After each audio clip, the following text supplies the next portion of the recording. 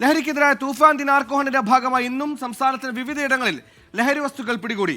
പദ്ധതിയുടെ കോഴിക്കോട് ജില്ലാതല ഉദ്ഘാടനം city police commissioner Merin Joseph IPS നിർവഹിച്ചു.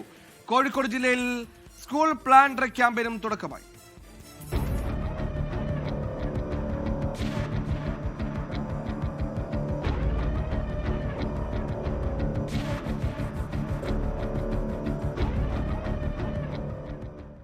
സംസ്ഥാനത്ത് ലഹരി മാഫിയക്കെതിരായ ശക്തമായ നടപടികളുമായി ഓപ്പറേഷൻ തൂഫാൻ ദിനാർക്കോ ഹണ്ട് പദ്ധതിയുടെ കോഴിക്കോട് ജില്ലാതല ഉദ്ഘാടനം city police commissioner Merin Joseph IPS നിർവഹിച്ചു. ഓപ്പറേഷൻ തൂഫാൻ വളരെ നല്ല രീതിയിൽ തന്നെ ഇപ്പം കോഴിക്കോട് ജില്ലയിൽ ഞങ്ങൾ ലോഞ്ച് ചെയ്തിട്ടുണ്ട്.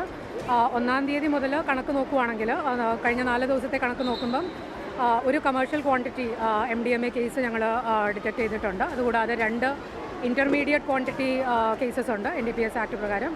അതുപോലെ 16 സ്മോൾ ക്വാണ്ടിറ്റി കേസസ് രജിസ്റ്റർ ചെയ്തിട്ടുണ്ട്.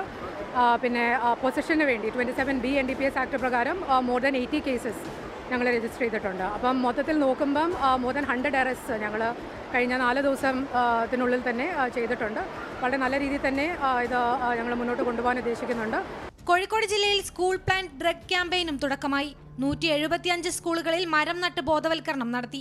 ജില്ലയിൽ കഴിഞ്ഞ 4 ദിവസത്തിനിടെ 100-ലധികം കേസുകളാണ് രജിസ്റ്റർ ചെയ്തത്.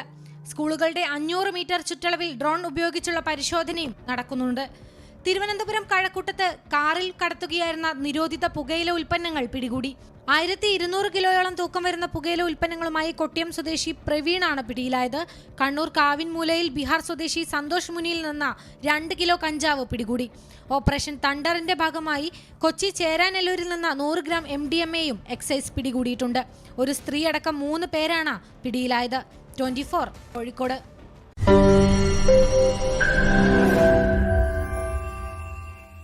ലോകത്തെവിടെയായാലും ഏത് സമയത്തും 24 വാർത്തകളും ഓഗ്മെന്റഡ് റിയാലിറ്റി പാക്കേജുകളും എക്സ്പ്ലെയിനറുകളും വിശദമായി കാണാൻ ഞങ്ങളുടെ YouTube ചാനൽ നിങ്ങൾക്ക് സബ്സ്ക്രൈബ് ചെയ്യാം.